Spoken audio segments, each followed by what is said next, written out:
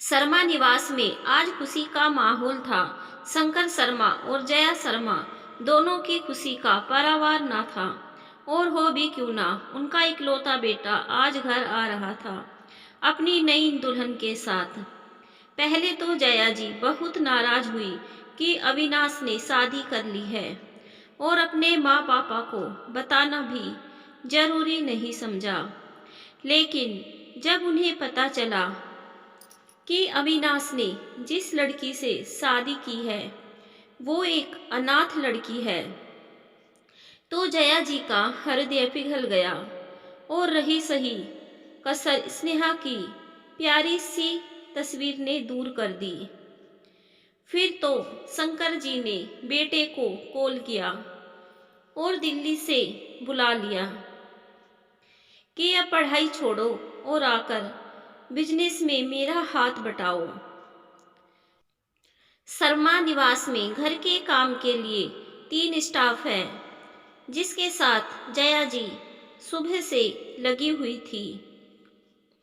अविनाश के रूम को अच्छी तरह से सजाया गया था और बेड को फूलों से डेकोर किया गया था। आज सारा खाना अविनाश की पसंद का बना था। जया जी की निगाहें दरवाजे की ओर ही लगी थी। शंकर जी का ध्यान भी बार बार घड़ी की ओर आकर्षित हो जाता था। आखिर घड़ी में 11 बजे और घर के बाहर कार रुकने की आवाज आई। जया जी जल्दी से दरवाजे पर आई और दरवाजे के पास चावल से भरा हुआ कलश रखा। कार से पहले अविनाश बाहर आया और उसके पीछे से एक लड़की जिसने टी शर्ट और लेगिंग्स पहना था। ये लड़की यकीनन स्नेहा थी। स्नेहा के कपड़े देखकर जया जी को बिल्कुल अच्छा नहीं लगा। कार रुकते ही अगल बगल से पड़ोसी भी देखने लगे थे। आखिर ये कानपुर शहर है, दिल्ली नहीं, जहाँ कोई कुछ भी पहने कुछ भी करे कोई ज्यादा ध्यान नहीं देता। सारी पड़ोसनों के बीच उनकी बहू ऐसे कपड़े पहने हुए थी। इससे जया जी को बहुत बेइज्जती महसूस हुई। आखिर मन मारकर उन्होंने बेटे बहू की आरती उतारी और फिर स्नेहा ने अपने दाहिने पैर से चावल का कलश गिराया और गृह प्रवेश किया। अविनाश और स्नेहा दोनों अपने कमरे में गए और फ्रेश होकर आए। तब तक टेबल पर खाना लग गया था। चारों एक साथ बैठकर खाना खाने लगे। स्नेहा ने फिर सेटी शर्ट और लेगिंग्स ही पहना था। शंकर जी खाते खाते अविनाश से कुछ कुछ बोल रहे थे और जया जी का ध्यान इस ओर जा रहा था कि अविनाश कितना बदल गया है। बस अपनी बीवी की ओर ध्यान दे रहा है और अपने पापा की बातों का जवाब भी बस हाँ हूँ में दे रहा है। खाना खाने के बाद अविनाश ने स्नेहा का हाथ पकड़ा और दोनों अपने रूम में चले गए। जया जी को लगा था कि कुछ देर अविनाश उनके पास बैठेगा, पर उनके अरमान मन में ही रह गए। शंकर जी, तुम इतनी उदास क्यों हो? सुबह तक तो बहुत खुश थी। इतना सुनते ही जया जी की आंखें भर आई। शंकर जी उठकर अपनी पत्नी के पास आए और उन्हें चुप कराया। क्या हुआ? कुछ तो बोलो। वो अविनाश थोड़ी देर भी मेरे पास नहीं बैठा, बस इसीलिए आंख भर आई। बस इतनी सी बात। अरे दोनों अभी अभी तो आए हैं, थक गए होंगे। देखना शाम को तुम्हारे पास आकर कैसे बैठेगा। वैसे भी आज संडे है और मैं भी घर पर हूँ, तो चलो थोड़ी देर हम भी रूम में चलते हैं। क्या ख्याल है? जया जी को शर्म आ गई। आप भी ना, इस उम्र में भी आपको शरारत सूझ रही है। हाय, कसम से आप शर्माती हुई बिल्कुल नई दुल्हन लगती है। अब जया जी मुस्कुराने लगी। बस ऐसे ही आप खुश रहा कीजिए और बेटे बहू को भी थोड़ा स्पेस दीजिए। फिर शंकर जी रूम में आराम करने चले गए और जया जी नौकर को टेबल और किचन साफ करने बोलकर टीवी देखने बैठ गई। अविनाश सीधे रात में खाना खाने ही नीचे आया और वो भी अपनी पत्नी के साथ।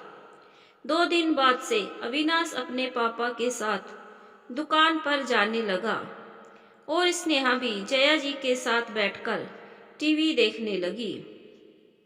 जया जी कभी कभी उसे समझाती, बेटा अब तुम्हारी शादी हो गई है, थोड़ा सज सवर कर रहो, नई दुल्हन सजी धजी अच्छी लगती है। स्नेहा उस समय तो चुप रहकर सुन लेती थी, पर पहनती टी शर्ट और लेगिंस ही। कितने शौक से जया जी उसके लिए कुछ सिंपल सूट और एक साड़ी खरीद कर लाई, पर स्नेहा ने उसे ये कहकर रख दिया था कि कहीं घूमने जाएगी तो पहन लेगी। अविनाश और स्नेहा की शादी को 2 महीने हो गए थे और दोनों शायद ही कभी घर से साथ में निकले थे।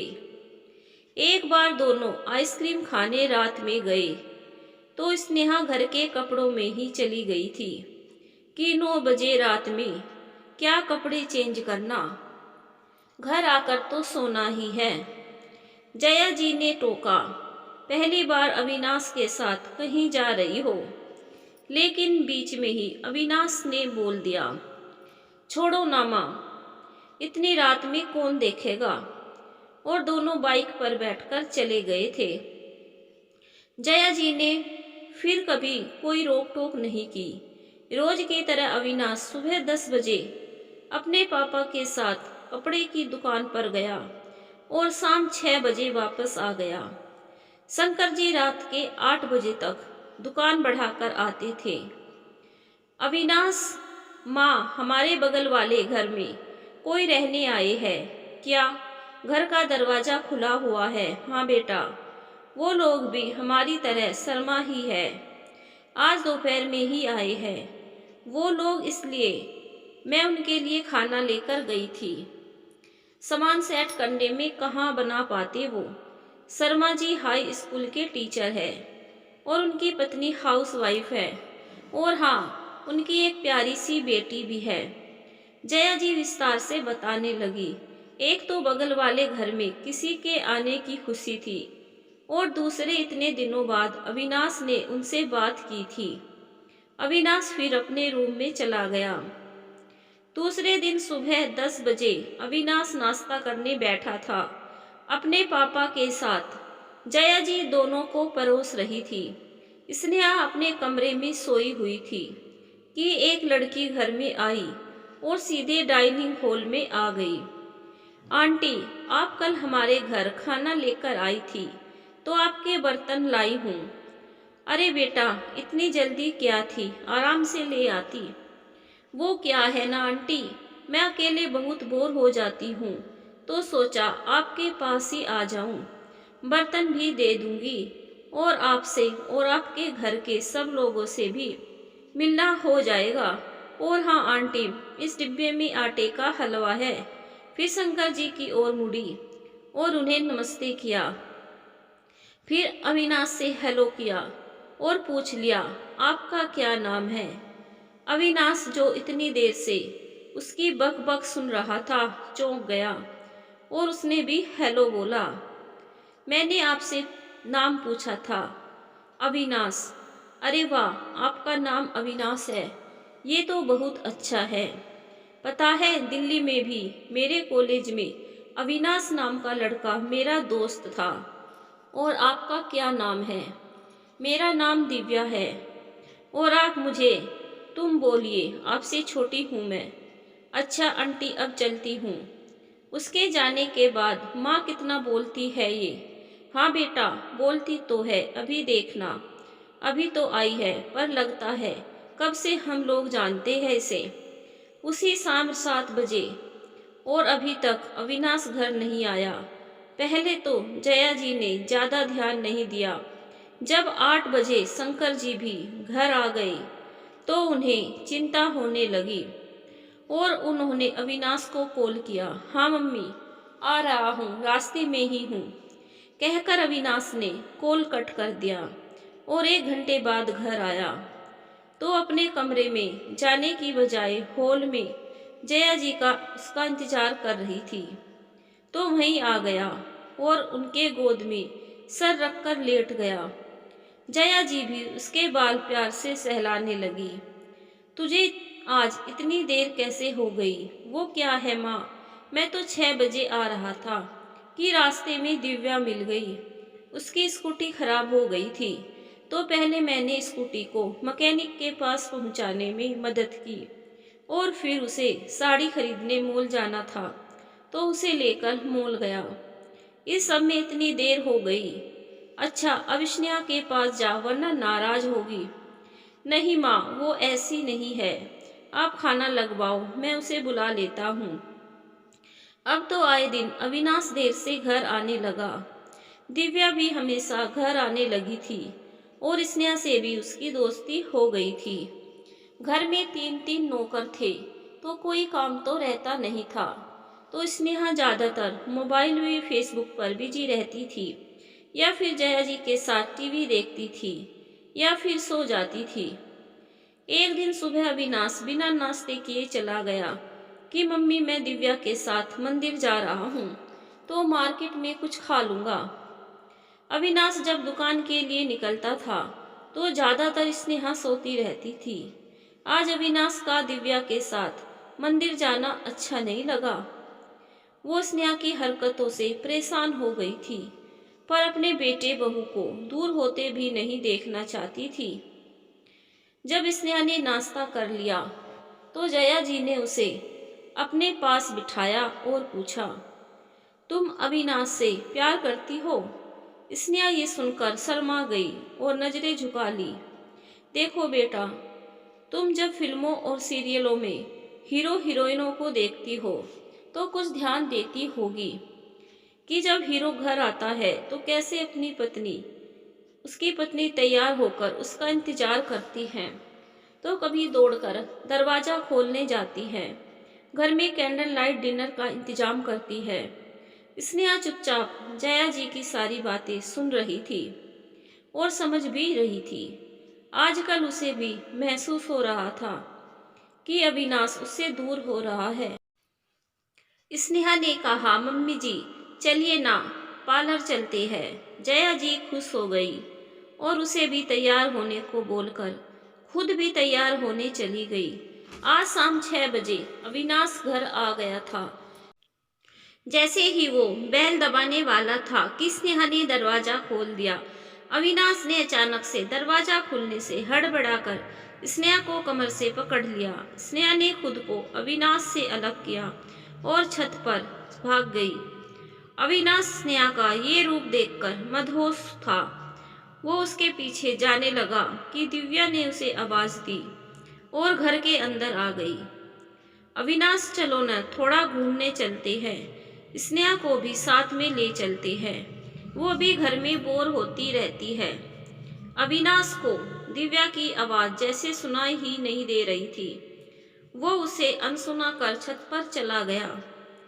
अविनाश ने अपने जूते उतारे और टी शर्ट को उतारकर अपने हाथ में ले लिया और कमरे के अंदर आया। कमरे के दरवाजे से बेड तक फूल बिछे हुए थे। फूलों पर धीरे धीरे चलते हुए अविनाश बेड के पास आया। स्नेहा बिस्तर पर गुलाब की पंखुड़ियों से दिल बना रही थी। अविनाश ने पीछे से उसे अपनी बाहों में भर लिया। स्नेहा को आज अविनाश का छूना एक अलग ही एहसास दे रहा था। स्नेहा ने धीरे से कहा, छोड़िए ना, पहले नहीं नहा कर आइए। अच्छा याद दिलाया, मुझे नहाना तो है मगर।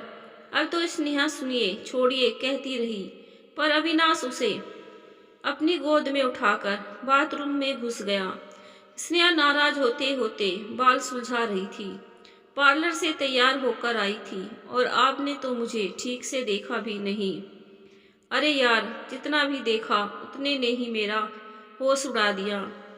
आज तुम्हें देखकर ऐसा लगा जैसे पहली बार अपनी नई दुल्हन से मिल रहा हूँ।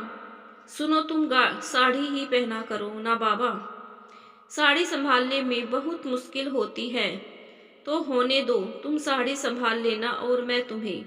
बोलते बोलते अविनाश स्नेहा के करीब आ गया था, इतना कि दोनों को एक दूसरे की धड़कन साफ सुनाई दे रही थी।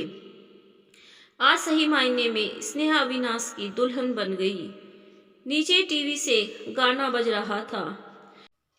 तुम रूठी रहो मैं मनाता रहूं कि इन अदाओं पे प्यार